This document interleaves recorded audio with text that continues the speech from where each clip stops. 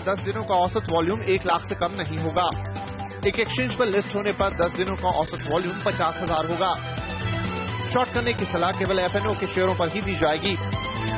Circuit पर बंद हुआ शेयर टीम में शामिल नहीं होगा। 10 रुपए से कम के शेयर पर सलाह नहीं दी जाएगी। फ्री हिट सेगमेंट में एक शेयर ऐसा होगा जिसमें कम से कम नियम लागू होंगे। ध्यान रखें, बिना स्टॉप लॉस लगाए किसी भी शेयर में ट्रेड मत कीजिए। गुड मॉर्निंग, स्टॉक 20 में आपका स्वागत है। मैं हूं संदीप ग्रोवर और आज का ये मैच मेरे साथ खेलेंगे आशीष वर्मा। आशीष, हाय, गुड मॉर्निंग। हाय, गुड मॉर्निंग संदीप। और इस मैच की शुरुआत करने से पहले आइए देखते हैं कि अंतर्राष्ट्रीय बाजारों से किस तरह के संकेत, यानी कि पिच रिपोर्ट कैसी है। काफी मिले जुले संकेत है ग्लोबल मार्केट से। थोड़ा सा स्टेबिलिटी हमने देखा यूएस के बाजारों में। परसों जो रिकॉर्ड हाइस बने थे उसके बाद थोड़ी सी स्टेबिलिटी देखने को मिली। जेनेट येलन की 2 दिन की टेस्टिमोनी होने वाली, उससे पहले थोड़ा सा अनकॉशियस ट्रेड हमने देखा यूएस के बाजारों में देखने को मिला। हालांकि कोई बहुत बड़ा सेल ऑफ नहीं है। यूरोपियन मार्केट्स ने जो ग्रीस की डील हुई थी उसके ऊपर पहली बार रिएक्ट किया, जिसकी वजह से अच्छे खासे गेंस के साथ वहां क्लोजिंग देखने को मिली। और एशियन मार्केट्स में भी काफी मिले जुले ट्रेड्स आज देखने को मिल रहे हैं। इनफैक्ट ज्यादातर बाजार पॉजिटिव टेरिटरी में कारोबार कर रहे हैं और ऐसे निफ्टी भी ऐसे इंडिकेशन दे रहा है कि कल जो लेटर हाफ में हमने एक सेल ऑफ आता हुआ देखा था उसके बाद हल्की पॉजिटिविटी के साथ आज भारतीय बाजारों में शुरुआत हो सकती है। तो काफी इवेंटफुल वीक है। रेल बजट आएगा, इकोनॉमिक सर्वे, उसके बाद आम बजट आना है। आशीष, तो किस तरह से ब्रेसअप करेंगे अपनी टीम को? इवेंटफुल वीक है, काफी होप्स हैं, हम तो खरीदारी करने के मौके ही ढूंढने वाले हैं। आपकी क्या रिकमेंडेशन होगी? खरीदारी जारी रहेगी। कल भी हमने 10 के 10 बल्लेबाज उतारे थे, लेकिन शुरुआत कहां से करेंगे आप? फोकस खरीदारी पर, कुछ select mid caps, small caps. हमें लगता है कई सारे मौके हैं इस बाजार में भी खरीदारी करने के। सबसे पहले यहाँ पे सुज़लॉन एनर्जी वो काउंटर है जिसको हम लगातार रिकमेंड करते रहे। हमें लगता है अभी भी खरीदारी करने की मौके, अभी भी एंट्री करिए।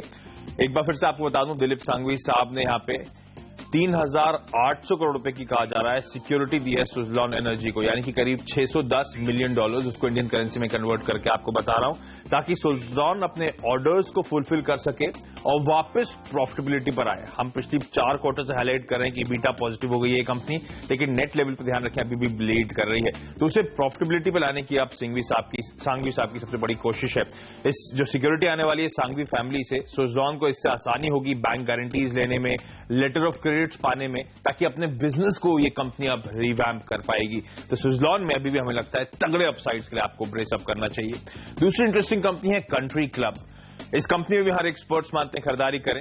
ध्यान रखें, काफी लंबे समय बाद रडार पे वापस आई है हमारे ये कंपनी। लेजर हॉस्पिटैलिटी और हॉलिडे कंपनी है।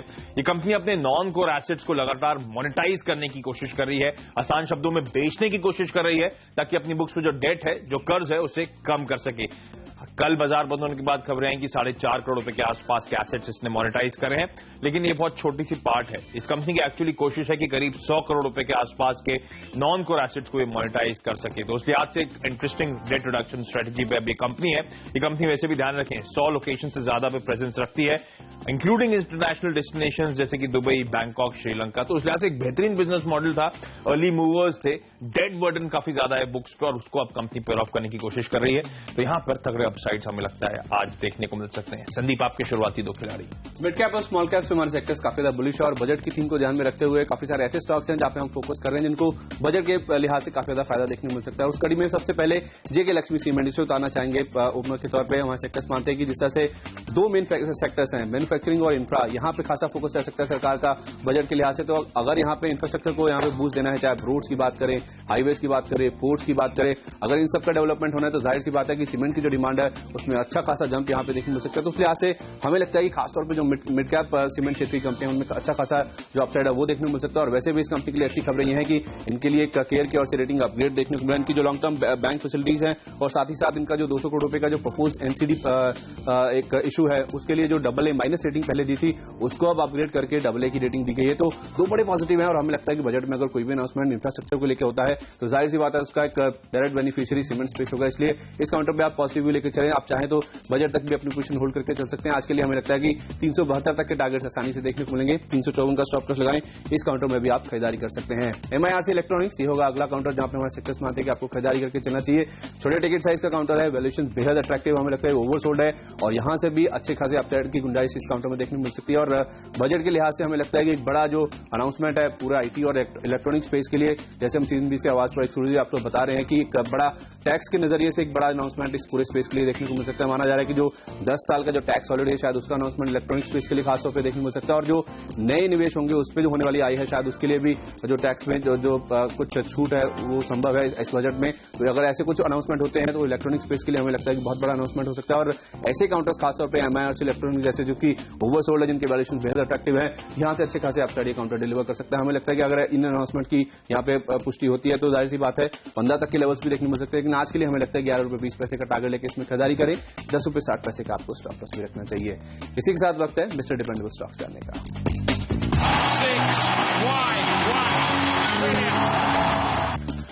पिछले 2 दिनों से आपने देखा होगा भारतीय बाजारों में थोड़ा सा कमजोरी के साथ ट्रेड्स देखने को मिल रहे हैं। इनफैक्ट लाल निशान में जाके भारतीय बाजार बंद हो रहे हैं। ऐसे में एक बेहतर स्ट्रैटेजी होगी कि आपको डिफेंसिव्स की तरफ मूव करना चाहिए, और खासतौर पे वो डिफेंसिव्स जिनको एक्सपेक्टेशंस हैं बजट में कुछ अनाउंसमेंट्स आ सकते हैं।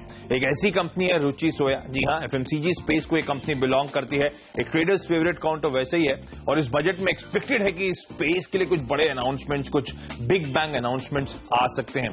भारत चाहता है अपने फार्मर्स को सेफगार्ड करना, और सरकार उसी कड़ी में एग्रीकल्चरल स्पेस के लिए कुछ अच्छे इंटरेस्टिंग स्टेप्स ले सकती है, और उसका ऑब्वियसली फायदा होगा एग्री कंपनीज जैसे कि रुचि सोया जो आप स्क्रीन पे देख रहे हैं। हाल में आपको याद होगा जो रिफाइंड एडिबल ऑयल है उस पर इंपोर्ट ड्यूटी बढ़ा दी गई थी 5% से, यानी कि पहले 2.5% थी जिसे बढ़ाकर 7.5% कर दिया गया था। और अब होप्स जाग रही हैं कि इस बजट में शायद वो ड्यूटीज फर्दर हाइक करके 10% पे ले जाया जाएगा। तो भारतीय कंपनीज और फार्मर्स इस मूव का उनको भरपूर फायदा मिलता हुआ नजर आएगा, और बड़ा सॉलिड बेनिफिशियरी हो सकता है इस मूव का रुचि सोया। क्योंकि रुचि सोया, ध्यान रखें, पिछले 2 दशकों से एडिबल ऑयल के कारोबार में जरूर है, लेकिन ऑफ लेट बड़ी दिक्कतें इस कंपनी के कारोबार को झेलनी पड़ रही हैं, क्योंकि बड़े चीप इंपोर्ट्स हो रहे हैं, खासतौर पे मलेशिया, इंडोनेशिया जैसी ज्योग्राफी से। और वैसे भी एक बजट का किकर तो है ही इस कंपनी के लिए। रिजल्ट सीजन खत्म हो चुका है, और खासतौर पर रिजल्ट सीजन पे आपने देखा होगा खासतौर पर उन कंपनीज पर आपको भरोसा जताना चाहिए जो रिजल्ट्स के लिहाज से बेहतर मोमेंटम दे रहे हैं। रुचि सोया के केस में अगर आप जाके देखेंगे Q2 और Q3 जो दोनों नंबर्स इस कंपनी ने घोषित करें, बेहद स्ट्रांग अर्निंग्स इस कंपनी की तरफ से आई हैं। रुचि सोया के ब्रांड्स के साथ तो हम शायद ग्रो अप भी करोगे, हम में से कई लोग। न्यूट्रेला जैसा लार्जेस्ट सेलिंग सोया फूड ब्रांड है इस कंपनी के पास, जिसका 50% से ज्यादा का मार्केट शेयर है अपनी स्पेस में। इनफैक्ट ये company ready to cook segment में उतरी थी, जिसको बड़ा तगड़ा रिस्पांस मिल रहा है। वैल्यूएशन वाइज अट्रैक्टिव, 72 की बुक वैल्यू। स्टॉक कल मेरे ख्याल से 47 के लेवल्स के आसपास जाके क्लोज हुआ था, तो अपने बुक वैल्यू से कहीं डिस्काउंट पर ट्रेड कर रहा है। तमाम पॉजिटिव के बीच में हमें लगता है कि इंटरेस्टिंग डिफेंसिव प्ले हो सकता है रुचि सोया। 55 तक के लेवल्स तक अप्रोच करें। संदीप, आपका डिपेंडेबल खिलाड़ी?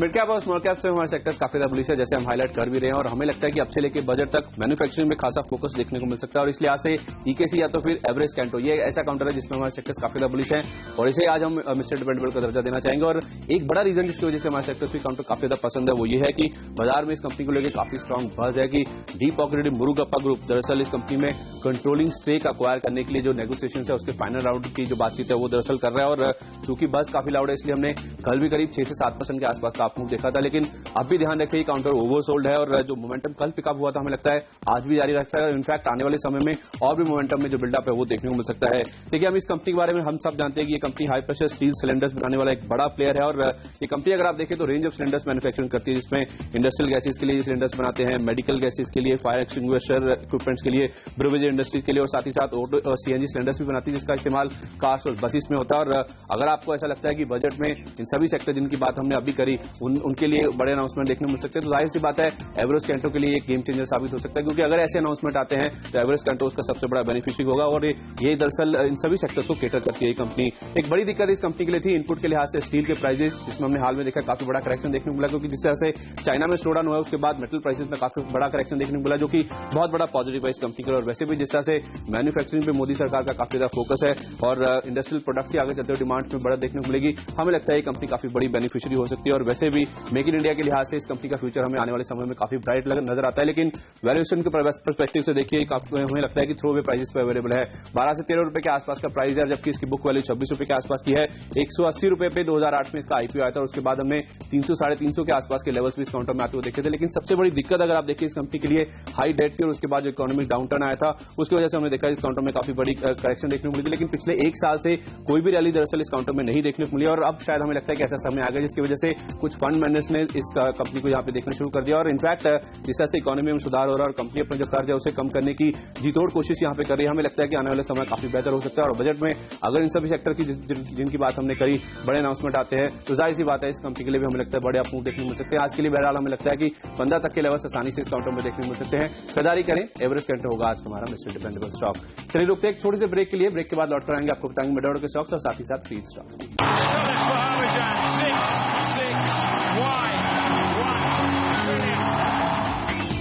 ब्रेक के बाद आपका स्वागत है और वक्त है मिडिल ऑर्डर के खिलाड़ियों पे फोकस करने का। और आज तो फोकस पूरी तरह से खरीदारी पर है, तो कुछ चुनिंदा मिड कैप्स यहां पे भी हम फीचर करेंगे।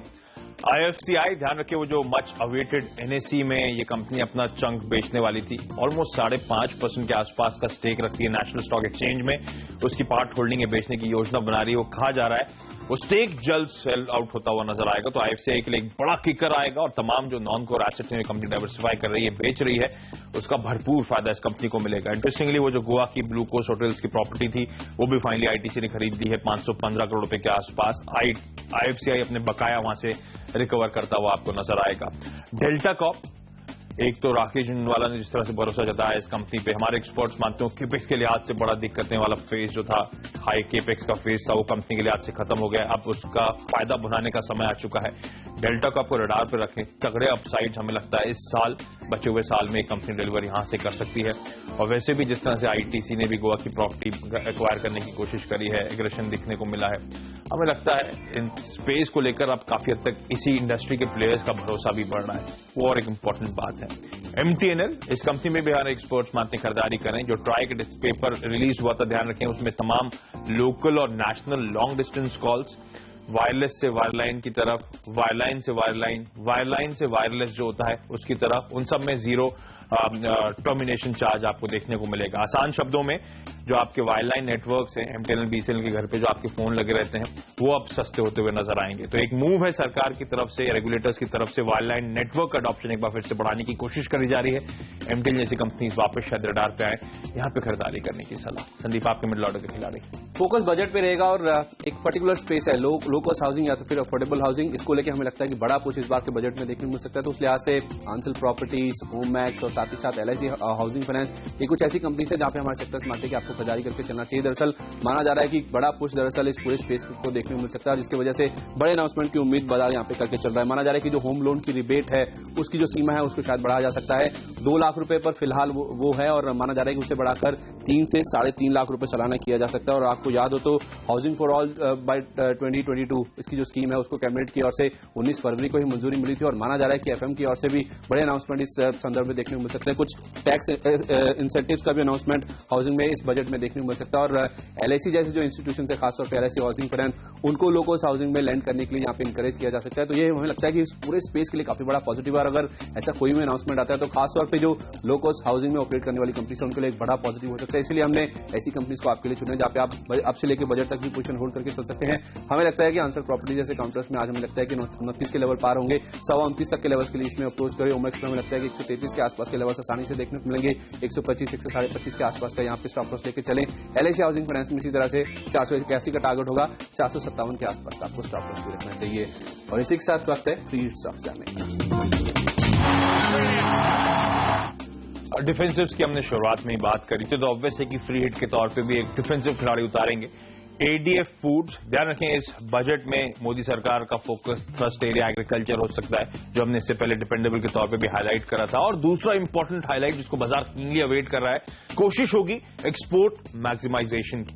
और ADF फूड एक ऐसी कंपनी है जिसको इन दोनों ही मूव्स, एग्रीकल्चर और एक्सपोर्ट थ्रस्ट का भरपूर फायदा मिलता हुआ नजर आएगा। एक भारतीय FMCG कंपनी है ये कंपनी फूड प्रोसेसिंग के कारोबार में है, और कई सारे स्टॉप्स, चाहे वो चीप क्रेडिट के तौर पे हो या फिर रिलैक्सेशन या रैशनलाइजेशन ऑफ टैक्सेस की बात करी जाए, इस बजट में आप वो एक्सपेक्ट कर सकते हैं। ये कंपनी का बिजनेस मॉडल आपको समझा दूं, ADF फूड्स एक्सपोर्ट करता है चटनी, रेडी टू ईट, पिकल्स जैसे तमाम प्रोडक्ट्स, और इनफैक्ट 400 सच प्रोडक्ट्स हैं इस कंपनी के पोर्टफोलियो में। कई सारे स्ट्रॉन्ग ब्रांड्स हैं जिनको आप भी जानते होंगे, चाहे वो एरोप्लेन, अशोका, कैमल, खानसामा या सोल जैसे ब्रांड्स हो। अब तो इनमें से तगड़ा रिकॉल है और इनमें से ज्यादातर ब्रांड्स हाउस होल्ड ब्रांड्स बन चुके हैं। मार्केट खासतौर पर ध्यान रखें उन कंपनीज को रिवॉर्ड करेगा जो क्वालिटी स्टॉक्स हैं, और उस लिहाज से ADF फूड्स हमें लगता है एक परफेक्ट क्वालिटी नेम है। अगर आप इस कंपनी के फाइनेंशियल्स पर नजर डालेंगे, एक कैश रिच कंपनी है, डेट फ्री है, और कंसिस्टेंट डिविडेंड देने का ट्रैक रिकॉर्ड है इस कंपनी का, और एक भी प्रमोटर्स का शेयर इस कंपनी में प्लेज्ड नहीं है, तो वो क्वालिटी की बात हो गई। इनफैक्ट फाइनेंशियल्स में देखिए क्वार्टरली परफॉर्मेंस बेहतरीन रहा है, Q2, Q3 इस कंपनी के बेहद सॉलिड जंप दिखाते हुए नजर आए हैं प्रॉफिट के फ्रंट पे, तो हर पैरामीटर पे कंपनी एक परफेक्ट बाय हमें नजर नजर आती है। एक और इंटरेस्टिंग हाईलाइट, ध्यान रखें डॉलर इंडेक्स अपने 6 साल के हाईज पे होवर अराउंड कर रहा है। रुपया ऑब्वियस है कि यहां से और शायद कमजोर होता हुआ नजर आए। ऑलरेडी 62 के ऊपर रुपया आपको कामकाज करता हुआ नजर आएगा और ये मूव पूरी तरह से एक्सपोर्टर्स को मदद करता हुआ नजर आएगा। एडीएफ फूड्स के केस में 95% रेवेन्यूज ये कंपनी एक्सपोर्ट्स के जरिए कमाती है। Package ready to eat food, ये खासकर इंडियंस जो रहते हैं मिडिल ईस्ट में, यूएस, यूरोप, ऑस्ट्रेलिया में, उनको ये प्रोवाइड करने का काम करती है। वो बिजनेस मॉडल इस कंपनी ने अपनाया है जो कि एक ह्यूज मार्केट है। 4 क्वार्टर्स से प्रमोटर्स लगातार इस कंपनी में स्टेक बढ़ा रहे हैं, 4% से ज्यादा स्टेक बढ़ा चुके हैं और अब प्रमोटर्स का हिस्सा इस कंपनी में 50% का है। इनफैक्ट प्रमोटर्स की स्टेटमेंट्स पढ़ेंगे आप तो उनकी मंशा है अपना स्टेक 50% से बढ़ाकर 60% तक ले जाने की। बड़े एचएनआईज इस कंपनी को एक्यूमुलेट कर रहे हैं। निखिल वोरा जो कि फॉर्मर एमडी थे, हेड ऑफ रिसर्च थे आईडीएफसी सिक्योरिटीज के, लसित संघवी जो कि को फाउंडर है अल्केमी कैपिटल के, इन दोनों ने 2.25 लाख शेयर्स और 3 लाख शेयर्स इस कंपनी के एक्वायर करे थे, यानी कि कुल मिलाकर 4.25% स्टेक इन दोनों दिग्गजों के पास इस कंपनी का है। और निखिल आप सब जानते होंगे, जाने माने एफएमसीजी एनालिस्ट हैं। अगर उनको एडीएफ फूड पसंद आ रहा है तो कुछ बड़ा कुकअप जरूर हो रहा है इस कंपनी के लिहाज से। ये कंपनी 35% की मार्जिन एंजॉय करती है और यही ब्यूटी है फूड प्रोसेसिंग कारोबार की, जहां पे बड़ा हाई मार्जिन बिजनेस होता है। 12% सीएजीआर है रेवेन्यूज में, 55% सीएजीआर है प्रॉफिट्स में। ये company year on year clock करती हुई नजर आ रही है। बेहतरीन बिजनेस, जिस तरह की फंडामेंटल्स मैंने हाईलाइट करें, शायद 6 से 8 महीने में आप एक्सपेक्ट कर सकते हैं यहां से ये काउंटर तगड़े अपसाइड्स के लिए ब्रेसअप करता हुआ नजर आएगा। लेकिन आज के लिए हमें लगता है 85 तक के लेवल्स तक अप्रोच करें। संदीप, आपका फ्री हिट खिलाड़ी? पटेल एनर्जिंग होगा वो स्टॉक जिसे हम फ्री का दर्जा देना चाहेंगे। ये एक ऐसा काउंटर है जिसे आज आपको मिस नहीं करना चाहिए और हमें लगता है कि गजब के रिटर्न इस काउंटर में आज देखने को मिल सकते हैं। और क्योंकि मल्टीपल ट्रिगर्स है इस काउंटर के, और पहला उसमें है बजट। माना जा रहा है कि इस बजट की जो थीम है वो दरअसल इंफ्रास्ट्रक्चर डेवलपमेंट रह सकती है और इंफ्रा स्पेंडिंग को इस बार बड़ा पुश मिल सकता है। वहां पे इंक्रीज एलोकेशन देखने को मिल सकते हैं और इसकी मिसाल आप देख सकते हैं जिस तरह से लैंड एक्विजिशन बिल में बदलाव किए गए हैं, उससे सरकार की मंशा साफ तौर पर नजर आती है। इसके अलावा माना जा रहा है कि इंफ्रास्ट्रक्चर सेक्टर के लिए जो सिंगल विंडो क्लियरेंसेस है उसका अनाउंसमेंट देखने को मिल सकता है। और पटेल इंजीनियरिंग अगर आप देखिए इस कंपनी का कारोबार, ये company highways, railway, roads, housing, dam, sports जैसे सेक्टर्स में, और माना जा रहा है कि इन सभी सेक्टर्स के लिए इस बार बजट में काफी अच्छे अनाउंसमेंट देखने को मिल सकते हैं। इनफैक्ट 5 बड़े अनाउंसमेंट जो हम एक्सपेक्ट कर रहे हैं इंफ्रास्ट्रक्चर सेक्टर में एफएम की ओर से देखने को मिलेंगे। उसमें पहली बात ये कि इंफ्रा कंपनीज को जो मैट के रेट है उसको यहां पे हटा दिया जाएगा। 10 साल का जो टैक्स हॉलिडे इनको मिलता है उसको 2017 के बियॉन्ड भी एक्सटेंड किया जाएगा। एसपीवीज पर लगने वाला जो डीडीटी है उसको हटा दिया जाएगा और रोड सेक्टर के लिए जो फंडिंग है उसकी जो सीमा है उसे बढ़ा दिया जाएगा। और साथ ही साथ एनएचएआई की जो रोड ऑर्डरिंग टारगेट है उसको भी यहां पे सरकार बढ़ा सकती है। तो ये तो बजट के लिहाज से अनाउंसमेंट है। लेकिन इसके अलावा हमारे सेक्टर ये भी पिकअप करके चल रहे हैं कि 1000 मेगावाट का जम्मू कश्मीर में एक जो हाइड्रो पावर प्रोजेक्ट है उसका भी जो फाइनल अवार्डिंग का जो अनाउंसमेंट है वो कंपनी यहां पे कर सकती है, जिसके लिए कंपनी ऑलरेडी L1 बिडर है और माना जा रहा है कि इसका अनाउंसमेंट 31 मार्च तक देखने को मिल सकता है। और जैसे इस कंपनी की ओर से इसका अनाउंसमेंट देखने को मिलेगा, हमें लगता है कि इसके जो 52 वीक हाईज है 150 प्लस के, वो लेवल्स आसानी से इस काउंटर में देखने को मिल सकते हैं। एक हाई बीटा नेचर का काउंटर है, जब भी अच्छी खबरें आती है इस कंपनी में काफी स्विफ्ट मूव देखने को मिलते हैं और हमें लगता है कि आज एक ऐसा दिन है जिसकी वजह से 105 तक के जो लेवल्स है आसानी से इस काउंटर में देखने को मिल सकते हैं। और वैसे भी केंद्र सरकार की ओर से देखें तो हर मुमकिन कोशिश की जा रही है जिसकी वजह से कंस्ट्रक्शन सेक्टर जो इंफ्रास्ट्रक्चर सेक्टर है उसको यहाँ पे बूस्ट मिल सके। और इससे पहले हमने देखा है कि एफजेएन कंस्ट्रक्शन की जो नियमों में ढील दी गई है वो एक सरकार की ओर से बहुत बड़ा पुश है। और वैसे भी महाराष्ट्र जहाँ पे खास तौर पर ये कंपनी ऑपरेट करती है, देवेंद्र फडणवीस की जो लीडरशिप है उसके तहत हर मुमकिन कोशिश की जा सके जिसकी वजह से जो बिजनेस है उसको यहाँ पे आसान किया जा सके, जिसकी वजह से हमें लगता है खासतौर पर रियल एस्टेट का जो कारोबार है मुंबई में उसको एक बड़ा पुश मिलेगा, जिसकी वजह से इस कंपनी को काफी ज्यादा फायदा मिलेगा।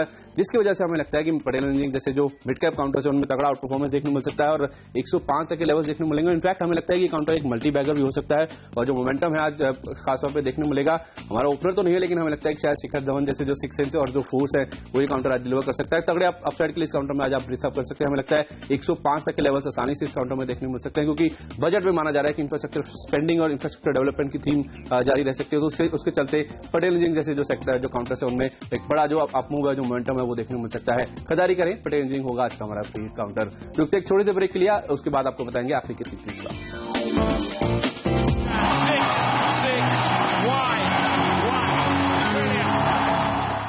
ब्रेक के बाद आपका स्वागत है। वक्त है आखिरी के 3 खिलाड़ी जानने का। ITI relative non performer of late रहा है, हमें लगता है ये कंपनी भी खरीदारी करने के मौके दे रही है। फिक्स्ड लैंडलाइंस की बात हमने करी थी, वो एक थ्रस्ट आईटीआई के लिए भी है और बजट में वैसे भी मैन्युफैक्चरिंग को बड़ा थ्रस्ट, मेक इन इंडिया को बड़ा पुश देने की बात करी जा रही है। इस कंपनी को रडार पे रखें। फ्यूचर कंज्यूमर एंटरप्राइजेस, इंटरेस्टिंगली इस कंपनी में हमने लगातार हाईलाइट करा है, प्रमोटर्स लगातार स्टेक बना रहे थे और अब एग्रेसिवली स्टेक एक्वायर करते हुए बाकी कंपनीज में आपको नजर आएंगे। फ्यूचर कंज्यूमर एंटरप्राइजेस खरीदारी करने के मौके ढूंढे 15.25 तक के लेवल्स। और फाइनली टेक्समैको रेल और टेक्सटाइल के नाम से इस कंपनी को जानते हैं हम, लगातार पिछले 1-2 ट्रेडिंग सेशन से रिकमेंड कर रहे हैं लेकिन नॉन परफॉर्मर रही है, ये फैक्ट है। लेकिन हमें लगता है बजट से पहले अच्छा है जितना लाइट जाए ये कंपनी में खरीदारी करने के मौके ढूंढने चाहिए, अच्छे अपसाइड जहां पे नजर आएंगे। संदीप, आपके आखिरी के 3 खिलाड़ी। ऐसे ही कुछ काउंटर जिन्होंने अभी तक परफॉर्म नहीं किया, जिनमें बजट की रैली नहीं देखने को मिली, लेकिन बजट में बड़े अनाउंसमेंट हो सकते हैं, क्योंकि मेक इन इंडिया बजट की हम बात करें, मैन्युफैक्चरिंग पे फोकस होगा। ऐसे कुछ काउंटर्स आपके लिए हम भी लेके आए हैं, जिसमें सबसे पहले सेप्को, जहां पे हमने कल उतारा था 7% के आसपास के आप थे, अभी भी काउंटर ओवरसोल्ड है। अभी जो मोमेंटम है हमें लगता है आज भी जारी रहेगा, इसलिए इस काउंटर में खरीदारी करें। 26 तक के लेवल्स के लिए अप्रोच करने की सलाह। फ्यूचर रिटेल, यहां पे हमें लगता है कि अगर मैन्युफैक्चरिंग मेक इन इंडिया को यहां पे फोकस में रखना है तो जाहिर सी बात है एक बहुत बड़ी बेनिफिशियरी हो सकती है। कर्ज की काफी ज्यादा दिक्कत है, तो उस लिहाज से काफी बड़ा करेक्शन इस काउंटर ने झेला, लेकिन अब हमें लगता है कि शायद तगड़े मूव के लिए आपको तैयार होना चाहिए। 115 का टारगेट लेकर खरीदारी करें। और एजुकेशन एक और ऐसा स्पेस है जहां पे हमें लगता है कि बड़े एजुकेशन देखने मिल सकते हैं, इसलिए एडुकॉम एक ऐसा काउंटर है जहां पे हमारे सेक्टर्स मानते हैं कि आपको जरूर खरीदारी करके चलना चाहिए। वैल्यूएशन वाइज बेहद अट्रैक्टिव है और हमें लगता है कि 23.75 तक के लेवल्स आसानी से देखने मिल सकते हैं। 22.5 के आसपास का स्टॉप लॉस लगा के इसमें भी लॉन्ग पोजीशन बनाने की सलाह होगी। चलिए, तो अब दोनों की 10-10 की टीम पूरी हो चुकी है। उम्मीद करते हैं आज का ट्रेडिंग सेशन आपके लिए अच्छा रहेगा, लेकिन हम दोनों को दीजिए इजाजत। वक्त तो चला एक छोटे से ब्रेक का। ब्रेक के बाद सीएनबीसी आवाज में लेकर आएंगे आपके लिए मार्केट काउंटडाउन, और सीएनबीसी बाजार के हमारे तमाम दर्शक देखें मॉर्निंग डे का। नमस्कार।